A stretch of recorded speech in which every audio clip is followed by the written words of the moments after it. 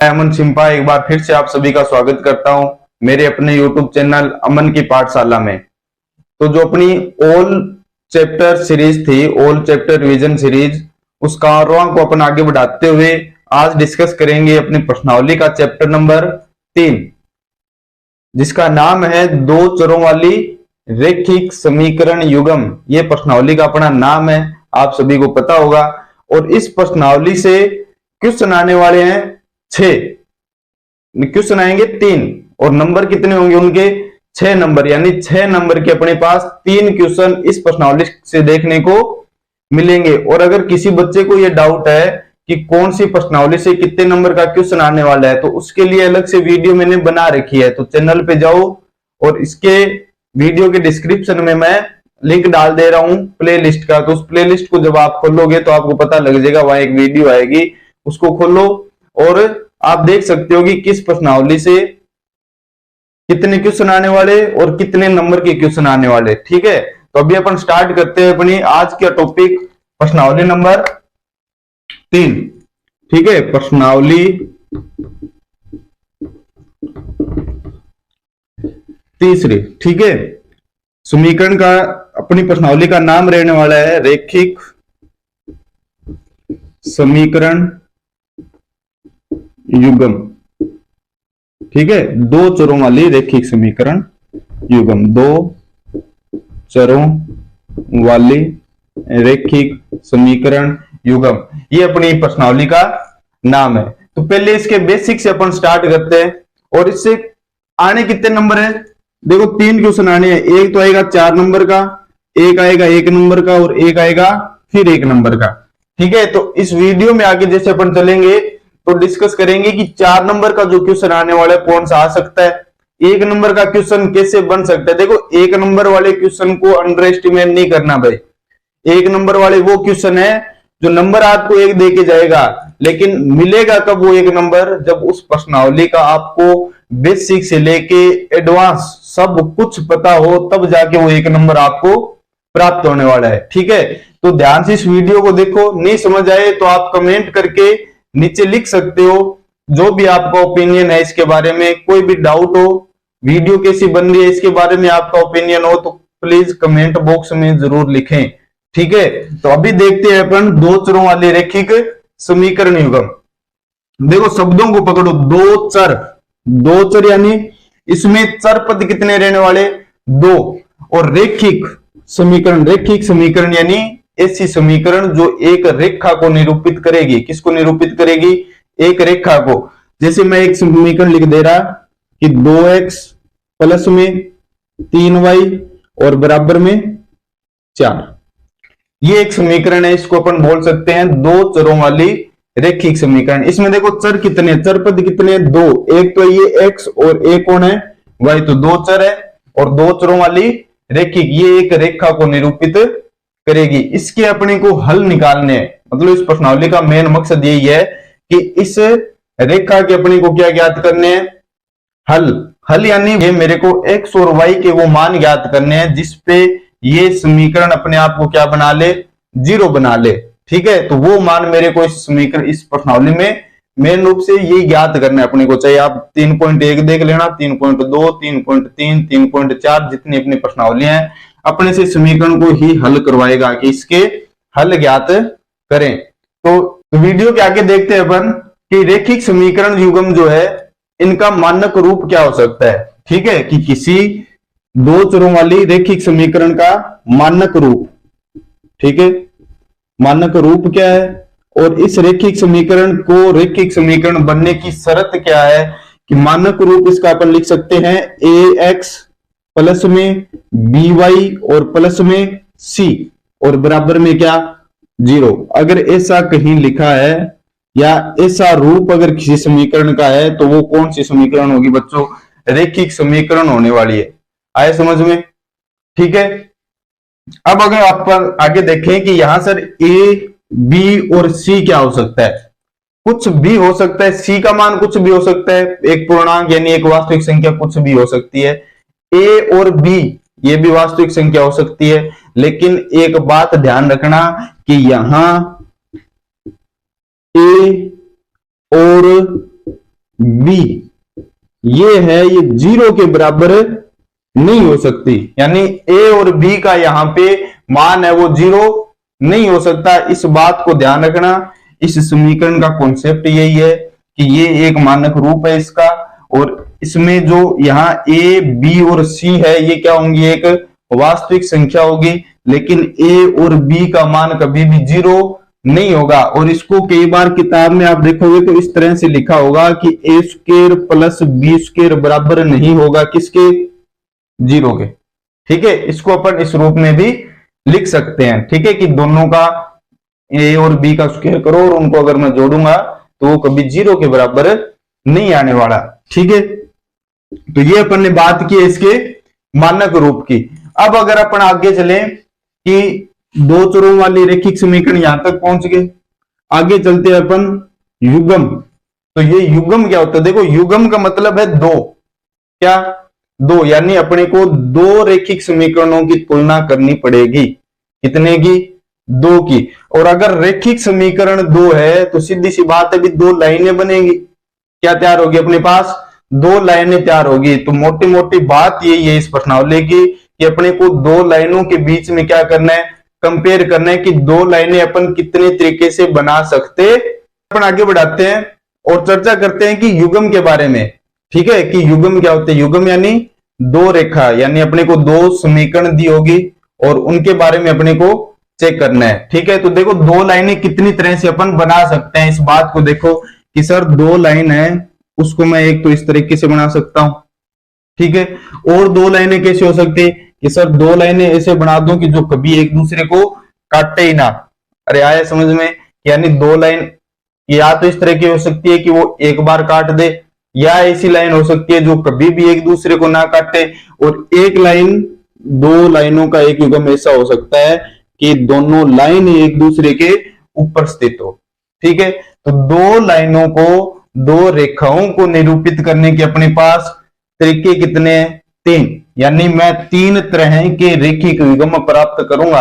कितनी तरह के, तीन। तो इनके नाम देखो कि जो एक बार काटे इसको अपन क्या बोलते हैं, प्रतिच्छेदी रेखाएं। कौन सी रेखा है ये, प्रतिच्छेदी रेखा है। और जो एक दूसरे को कभी ना काटे उसको अपन बोलते हैं समांतर रेखाएं। कौन सी, समांतर। और जो बिल्कुल एक दूसरे के ऊपर ही चलती चली जाए उसको अपन क्या बोलते हैं, संपाती। क्या बोलते हैं रे, संपाती बोलते हैं भाई साहब। ठीक है, अब देखो कि सर इनसे अपना क्वेश्चन कैसे बनेगा। मेन तो अपने को टारगेट करना है कि अपने पेपर में यहां से क्वेश्चन किस टाइप से आ सकता है। तो इसको देखो एक बार अपन स्टडी करते, थोड़ा और आगे इसको लेके चलते कि मान लो कि मेरे पास दो समीकरण है, दो रेखा युग्म इस टाइप के हैं, a1x प्लस b1y प्लस में c1 बराबर में 0, a2x प्लस में b2y प्लस c2। यानी ये दो लाइनें हैं, यहाँ a1 b1 c1 a2 b2 c2, इनके मान कोई एक गिनती का अक्षर यहाँ रख दिया जाएगा। समीकरणें अलग अलग रूप अपना लेती जाएगी। तो इन समीकरण से अपन क्या देखेंगे, रेखाओं का निरूपण करना सीखते। देखो कि अगर मेरे पास a1 बटा a2 और b1 बटा b2 c1 बटा c2, इधर भी लिख दूं a1 बटा a2 b1 बटा b2 c1 बटा c2 और a1 बटा a2 b1 बटा b2 c1 बटा c2। ठीक है, कि अगर आपको दो रेखाएं दे और उनकी आपको तुलना करनी है या उनको ज्ञात करना है कि वो प्रतिच्छेदी रेखा है या समांतर रेखा है या संपाती रेखा है, तो इनको ज्ञात करने की दो तरीके हैं। या तो आप आलेख बनाओ, ठीक है, और या फिर बिना आलेख के अपन ऐसे भी ज्ञात कर सकते हैं। इनके लिए क्या एक शर्त है, देखो कि आलेख बनाओगे, फिक्स है एक 4 नंबर का क्वेश्चन आलेख से आने वाला, उसको हल करना सीखेंगे। लेकिन एक एक नंबर के जो क्वेश्चन है अपना टारगेट पहले वो रहने वाला। तो 1 नंबर का क्वेश्चन यहां से उठ सकता है कि प्रतिच्छेदी रेखाएं कौन सी हो सकती है। उसके लिए शर्त है कि अगर a1 बटा a2 b1 बटा b2 और c1 बटा C2 ये तीनों ही बराबर न हो। अगर ऐसा कहीं बन रहा है इन दोनों रेखाओं के लिए तो वो रेखा कौन सी होगी? प्रतिच्छेदी। और अगर A1 बटा A2 और बटा में B1 बटा B2 ये बराबर है लेकिन ये वाला भाग बराबर नहीं है तो रेखाओं की प्रकृति कैसी होगी भाई साहब? समांतर रेखाएं होने वाली। कौन सी? समांतर। और अगर तीनों मान ही तीनों का अनुपात ही अपने पास बराबर आ जाए तो रेखाएं किस तरह की होने वाली है? संपाती। किस तरह की? संपाती। देखो आगे देखो कि अगर प्रतिच्छेदी है तो रेखाओं के हल कितने होंगे? हल का मतलब है कि रेखाएं एक दूसरे को कितनी बार काट रही है। इसको देखो कितनी बार काट रही है? एक बार। यानी ऐसी रेखाओं के हल कितने होंगे? एक हल। कितने हल? एक हल। या अपन बोल सकते हैं अद्वितीय हल। क्या बोल सकते हैं रे? अद्वितीय हल। और जो समांतर रेखाएं हैं इनके हल कितने होंगे? सोचो कि ये रेखाएं कितनी बार काट रही है एक दूसरे को। कभी काटेगी क्या समांतर रेखा? जी नहीं काटने वाली। नहीं काटेगी तो इनका कोई हल नहीं है। इनका कोई कुछ नहीं है रे, कोई हल नहीं। और संपाती रेखाएं ये कितनी बार काट रही है? सर ये तो हर बिंदु पे काट रही है। अरे जितने इस लाइन में बिंदु है उसी बिंदु पर एक अलग लाइन और बन रही है तो हर बिंदु पे इसके एक हल विद्यमान है। यानी इसके तो अनंत हल है भाई साहब। कितने हल है? या तो लिखो अनेक हल और या अपन लिख सकते हैं कितने हल? अनंत हल। आई समझ में? यानी अगर अपन रेखाओं के युग्म की बात करें तो एक नंबर का सवाल या तो आपसे पूछ सकता है कि कौन सी रेखा प्रतिच्छेदी है, कौन सी समांतर है और कौन सी संपाती है। ये पूछ सकता है। ये ना पूछे तो अपने सवाल तो वही रहेगा लेकिन पूछ सकता है कि किसका अद्वितीय हल है, किसका कोई हल नहीं है, या फिर पूछ सकता है कि इसके अनंत हल है या नहीं है। कुछ ऐसा सवाल में पूछ सकता है। अगर ये भी ना पूछे तो एक बात फिर पूछेगा। क्या पूछ लेगा? कि कौन सी रेखा युग्म असंगत है और कौन सी संगत है। तो भाई साहब ये रटें क्या? अरे रटना नहीं है रे। रटना तो 1% नहीं है। बस बातों को समझते जाओ। पूरा चार्ट याद है आपके। ठीक है। देखो क्या करोगे? असंगत कौन से होने वाले? कि जिसका कोई हल नहीं है वो असंगत है। जिसका कोई हल नहीं है वो क्या है? असंगत। तो सर जिसका हल है वो, अरे भाई साहब वो संगत कहलाएगी। अरे क्या कहलाएगी? संगत। यानी ऐसी रेखाओं की प्रकृति क्या हो गई? संगत। अरे आया समझ में? ठीक है। अब इस पे अपन एक सवाल करके देखते हैं। सवाल क्या है? रेखा 2x + y = 5 पर बिंदु स्थित होगा। कि अपने को चेक करना है कि इस समीकरण के लिए इसका कौन सा एक हल है। तो इस रेखा पर कौन सा बिंदु स्थित होगा? तो किताब पूरी पढ़ लेना, ऐसा सवाल नहीं मिलेगा। लेकिन सवाल भाई साहब आ सकता है। सवाल किताब के बाद से नहीं है। वही कॉन्सेप्ट है जो रेखाओं पर इंप्लीमेंट होता है कि इस रेखा को जो बिंदु संतुष्ट करेगा, इस लाइन को जो बिंदु संतुष्ट करेगा वो बिंदु इस रेखा पर होगा। ये बात ध्यान रखो और इस सवाल को करके ले जाओगे। देखो कैसे। मान लो पहले इसको चेक करते हैं कि ये रेखा पर है या नहीं है। देखो कैसे करोगे कि ये बिंदु क्या है? 1,2 यानी x का मान कितना? 1, y का मान कितना? 2। तो यहां रखो कि 2 गुणा में x का मान 1 और प्लस में y का मान कितना है? 2। इसको हल करूं तो बराबर में उत्तर कितना आना चाहिए रे? 5 आना चाहिए। चेक करो आ रहा है क्या? 2 गुणा 1 कितना हुआ? 2 प्लस में 2 बराबर कितना आया? 4 आया। 5 तो नहीं आया रे। नहीं आया यानी ये रेखा, ये बिंदु इसको संतुष्ट नहीं कर रहा। ऐसे इसको चेक करना, ऐसे ही इसको चेक करना और ऐसे ही इसको चेक करना और चेक करके बताना कि कौन सा बिंदु इस रेखा के ऊपर स्थित है। अरे बहुत हटके सवाल है। पूरी साल नहीं पढ़ा होगा ऐसा सवाल, आपको भी करा दिया है। अगला सवाल क्या आ सकता है यहां से? जैसे इस टाइप का क्वेश्चन दे दिया कि रैखिक युग्म, ये दो रेखा, दो समीकरण है और इनकी अपने क्या बतानी है? प्रकृति। प्रकृति या तो वो सीधा ऐसा ही लिख दे प्रकृति, या फिर वो अपन से ऐसे पूछ सकता है कि ये रेखाएं प्रतिच्छेदी है या समांतर है या क्या है, संपत्ति है। या अपन से ये पूछ सकते हैं कि ये संगत है या असंगत है, या ये से पूछ सकते हैं कि इसका एक हल है या कोई हल नहीं है या अनंत हल है। ठीक है, तो कैसे चेक करोगे, पहले इसको देखो। अपनी व्यापक समीकरण क्या थी, ये वाली, अरे याद करो साथ साथ में, भूलना तो है ही नहीं रे, जो बोल दिया वो दिमाग में छपना चाहिए टाबरो। ठीक है, और यही बस आधे घंटे की वीडियो देखो, 3 पॉइंट, तीसरी प्रश्नावली है अपने आप में बहुत बड़ी, मिलाने बैठोगे एक दिन पूरा खराब होगा और हाथ कुछ नहीं लगने वाला। और जैसा इस वीडियो में बता रहा हूं, रिवीजन इसी हिसाब से करके चले जाना। 6 नंबर की प्रश्नावली है, 6 के 6 नंबर आप प्राप्त करोगे, ये गारंटी है मेरी। देखो चेक करो कि यहाँ A1, अगर इसको मैं पहली समीकरण मान लूं, इसको दूसरी मान लूं, तो चेक करो कि A1 का मान कितना है, 2, और B1 का मान है सर 3, और C1 का मान सर 4। इधर से देखो A2 का मान कितना है कि सर इसके गुणा में तो क्या है ही कौन है, अरे ना है तो भाई साहब एक तो है रे। B2 का मान कितना है सर जी 2, C2 का मान कितना है 8।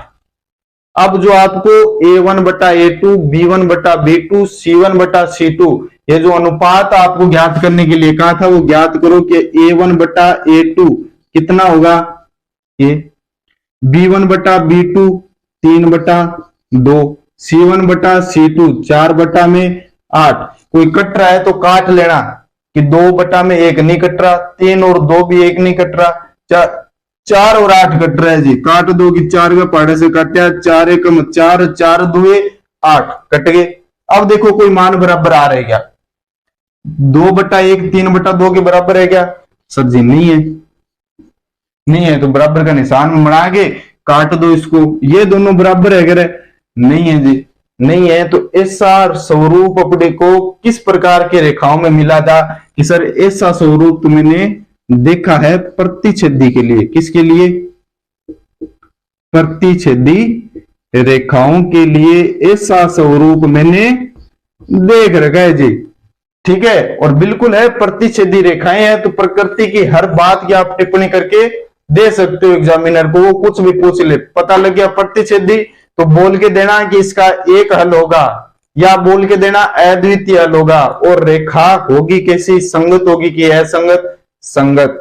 ठीक है, एक पूछे 2 बताओ 4 बताओ, ठीक है, कम नहीं बताना रहे। तो देखो बच्चों एक अलग तरह का सवाल और देख लेते कि थोड़ा सा अगर और आगे जाए तो अपन से क्या पूछ सकता है, वो अपन से पूछ सकता है कि एक रेखा अपने को दे कि 5x + 4y + 7 बराबर 0 के लिए एक समांतर रेखा होगी, कि इस रेखा के समांतर इन चारों में से कौन सी समांतर होने वाली है, वो अपने को चेक करना है। देखो अलग से कुछ आया क्या, कुछ नहीं आया, समांतर बतानी है, यानी अगर अपने को रेखा के बारे में कुछ बताना हो कि वो प्रतिच्छेदी है कि समांतर है कि संपाती है, दिमाग आंख बंद करो, दिमाग को खोलो, आंख बंद करो, दिमाग को खोल के बात करना, 1 मिनट सोचना दिमाग के अंदर कि ऐसा कुछ अपन ने केवल एक जगह पढ़ रखा है कि मैं इनके अनुपात की क्या करके दूं, तुलना कर लूं। अनुपात यानी A1 बटा A2, B1 बटा B2, C1 बटा C2, वहां से आपको समांतर भी मिलेगी, प्रतिच्छेदी भी मिलेगी और संपाती भी मिलेगी। जो पूछेगा उसका अपन आंसर दे देंगे। पहले अपन देखते हैं कि ये रेखा क्या है, इसके समांतर है या नहीं है। देखो 5 बटा में इसका A2, B1 कितना है सर जी 4, और बटा में ये कितना है 2, ये कितना है 7, ये कितना है 11। जो कट रहा है उनको काट दो, 1 बटा 2, इसको काट दो 2 बटा 1, 7 बटा 11। अब बताओ कौन कौन बराबर है, ये तो है 1 बटा 2 और ये क्या है 2 बटा 1। अब ज्यादा नहीं सोचना, ये नहीं कहना कि सर जी ये 2 बराबर ही तो है, ऊपर नीचे तो लिखेड़ा, ऊपर नीचे नहीं लिखेड़ा, ये लिखा है 1 बटा 2, इसका मतलब है आधो, और ये है 2 बटा 1, इसका मतलब क्या है 2, तो अलग अलग है भाई साहब, यानी ये दोनों चीज भी बराबर नहीं है और ये दोनों भी बराबर नहीं है। तो ऐसा जो युग्म है, ऐसा स्वरूप अपने को किसके लिए प्राप्त होता है, प्रतिच्छेदी के लिए। समांतर तो नहीं है ये।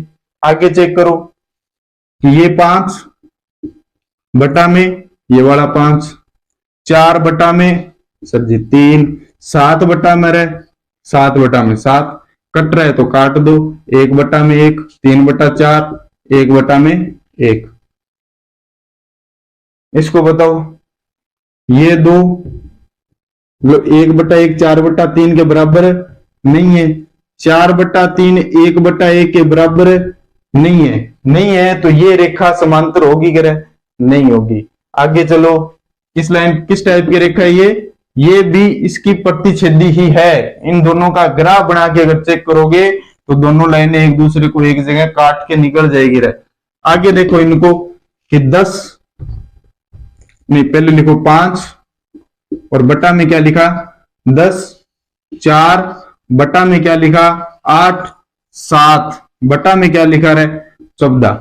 काटो कितना आया 1/2, 1/2, 7 2 14, 1/2। तीनों मान बराबर प्राप्त हो रहे, और जब तीनों मान बराबर प्राप्त हो तो रेखा कैसी होती है? संपाती। यानी ये वाली रेखा और ये वाली रेखा, इनका युग्म कैसा बनेगा? संपाती बनेगा। कि ग्राफ बनाओगे तो एक लाइन के ऊपर ही दूसरी लाइन बन के आ जाएगी। और आया कि समझ में आया?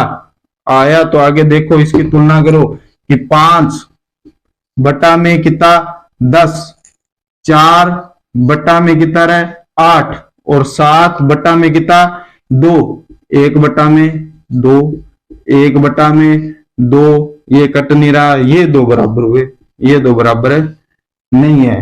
तो भगवान मिला है कहां जाके? डी में जाके। थोड़ी मेहनत लगेगी, नंबर 1 ही मिलने वाला। कितना नंबर मिलेगा? 1 नंबर भाई साहब। इतना हल करवाएगा अपन से, 1 नंबर दे के जाएगा। और आएगा समझ में, लेकिन घबराना नहीं। एक ध्यान रखना, टाइम मैनेजमेंट। ये ना हो कि एक क्वेश्चन के पीछे बैठ गए, नहीं आ रहा उसको एक बार स्किप करो, प्रश्न में आगे चलो। ठीक है, देखो 3.25 घंटे है, और 3.25 घंटे ऐसे निकलने चाहिए कि अपना 1 मिनट भी खराब न हो। अगर कोई क्वेश्चन चाहे 4 नंबर का है चाहे 1 नंबर का है, जो एक बार नहीं आ रहा उसको हटाओ साइड में, बाकी जो आ रहे हैं उन पे ध्यान दो। ठीक है, और जो मेरे को क्वेश्चन आ रहा है उसको मैं पहले करूंगा। ये बात दिमाग में गांठ बांध लेना कि जो मेरे को आ रहा है भाई साहब पहले तो मैं वो करने वाला। ठीक है, देखो आपकी कॉपी है ना, जैसे फ्रंट पेज खुलता है तो आपकी कॉपी आपका प्रदर्शन करती है कि सामने वाला बंदा था कैसा। तो एग्जामिनर के मन में ये कॉपी का पेज पलटते ही पहले पे यूं मोती से पोए हुए रखे होने चाहिए, ताकि पता लगे कि बंदे ने मेहनत की है। ठीक है, तो आधा इंप्रेशन तो वहीं बढ़ेगा आपकी कॉपी का, एग्जामिनर का जो नजरिया है आपके प्रति बदल जाएगा। ठीक है, और अगर पहले पेज पे दूसरे पेज पे यूं सवाल कर रहे हो फिर उसको काट रहे हो, तो भाई साहब एग्जामिनर अकेले आपकी कॉपी के लिए नहीं बैठा हुआ। ठीक है, उसको और भी बहुत सारी कॉपियां चेक करनी है, भाई साहब को अपना घर भी देखना है। ठीक है, तो इस बात का ध्यान रखना बढ़िया से। अब चलते अपने अगले सवाल की ओर। इस प्रश्नावली का जो बेसिक है वो मैंने एडवांस तरीके से खत्म किया आपके सामने। ठीक है, अब देखो, यानी मैंने एक एक नंबर का जो 2 क्वेश्चन बन सकते हैं उनको उठाने की कोशिश कर ली, और एक बनेगा 4 नंबर का भाई साहब फिक्स है ग्राफ। ग्राफ सीख के चले जाना, या मैं नहीं करवाऊंगा। क्यों नहीं करवाऊंगा रे? कि ग्राफ के पीछे वीडियो अपनी लंबी चले जाएगी। तो जो टॉपिक में मतलब ये ग्राफ कराऊं उससे आधे मिनट में मैं क्या करवा सकता हूं, एक आधी बात और बता सकता हूं जहां से आप कुछ अलग इस प्रश्नावली के बारे में समझ सकते हो। देखो कि आगे देखोगे तो इस रैखिक समीकरण युग्म को हल करने के अपने पास 2 तरीके हैं। एक तो अपन ग्राफ बनाए यानी आलेखीय विधि, और एक है कि अपन ग्राफ ना बनाए। तो आलेखीय विधि से हल करोगे तो एक क्वेश्चन तो आने वाला है यहां से। अगर मैं आलेखीय विधि यूज ना करूं, यानी वो अपन से बोल दे कि आलेखीय विधि का यूज नहीं करना और इस समीकरण के अपने को क्या ज्ञात करने हैं, हल ज्ञात करने हैं, तो देखो अपने पास 3 विधि है इस किताब के अंदर। कितनी? 3। एक तो है प्रतिस्थापन, 2 नंबर कौन सी है? विलोपन, और 3 नंबर कौन सी है? वज्र गुणन। कौन सी है? वज्र गुणन। ये 3 नाम याद कर लेना, खूब है। यहां से भी 1 नंबर का क्वेश्चन है, आ सकता है। क्या कि निम्न में से रैखिक समीकरण हल करने की विधि कौन सी नहीं है? कौन सी नहीं है? 3 तो ऑप्शन ये दे देगा और एक कोई और ऑप्शन डाल देगा। मान लिया दे दिया आपको गुणनखंड विधि, तो अब में एक क्वेश्चन आ सकता है। अरे आ सकता है, बिल्कुल आ सकता है ऐसा। ठीक है, इनको हल करने की आवश्यकता नहीं है। क्यों नहीं है? देखो इस चीज को थोड़ा समझो कि ये प्रश्नावली इन 3 रूपों में सवाल देगी आपको। एक एक नंबर का सवाल जैसा आपको बिल्कुल बेसिक बताया रेखाओं के बारे में, वैसा करके चले जाना। एक एक नंबर वाले क्वेश्चन पार कर दोगे। 4 नंबर का क्वेश्चन आएगा तो कहां से आएगा? ग्राफ से, यानी ग्राफ तो बिल्कुल मिलने वाला है। ठीक है, और वो भी मिलेगा अथवा में। या तो ऐसा मिल जाए कि दोनों ही अथवा में ग्राफ ही है, और या ऐसा हो कि एक ग्राफ वाला आ जाए एक बिना ग्राफ वाला, तो भाई साहब ग्राफ करके जाओ। 4 नंबर ये पक्के करो और इन विधियों के एक बार नाम पढ़ के जरूर चले जाना। ठीक है, इतना तो कर सकते हो। तो ये अपना रिवीजन है पूरा। कौन सी प्रश्नावली का? प्रश्नावली नंबर 3 का। ठीक है, बहुत ज्यादा शॉर्ट में बताया है, बहुत सी चीजें स्किप की है, ये मैं मानता हूं। आपको भी पता है, जिसने पढ़ा है उसको पता है भाई। ठीक है, जिसने नहीं पढ़ा उसके लिए तो ये बहुत है। ठीक है भाई, जिसने किताब देखी नहीं, हाँ ठीक है मास्टर ने बोर्ड पे लिखा है और अपन ने छाप लिया, तो उसके लिए तो यही खूब है।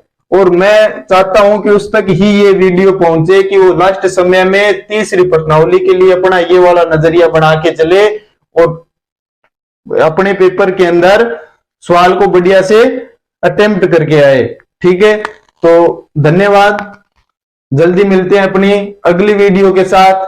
ठीक है, जिसमें अपन रिवीजन क्लास बनाने वाले हैं, यानी रिवीजन वीडियो बनेगी 4थी प्रश्नावली की। तो आपसे एक बार फिर से विनती है कि चैनल को ज्यादा से ज्यादा सब्सक्राइब करो। ठीक है, और वीडियो को ज्यादा से ज्यादा शेयर करो। और एक बात और है कि वीडियो के नीचे कमेंट करके जरूर बताओ कि वीडियो बन कैसी रही है। अरे आया कि समझ में? जरूर बताओ, चाहे आप 10th क्लास के हो या नहीं हो, लेकिन एक रिव्यू तो दे सकते हो। जनरल एक आदमी एक वीडियो को देख के जो सोचता है, वैसा इस चैनल के बारे में बताओ कि ये चैनल, ये वीडियो बच्चों के लिए हेल्पफुल है या नहीं, या फिर इसमें कुछ और इंप्रूवमेंट की आवश्यकता है। और ज्यादा से ज्यादा उन बच्चों को टारगेट करो जिन बच्चों के अभी 10th क्लास के एग्जाम स्टार्ट होने वाले हैं। स्टार्ट तो हो गए, लेकिन मैथ का एग्जाम जो अपने 6 तारीख को है, तो वो उस एग्जाम को बढ़िया तरीके से करके आए। धन्यवाद, जल्दी मिलते हैं अपनी अगली वीडियो के साथ।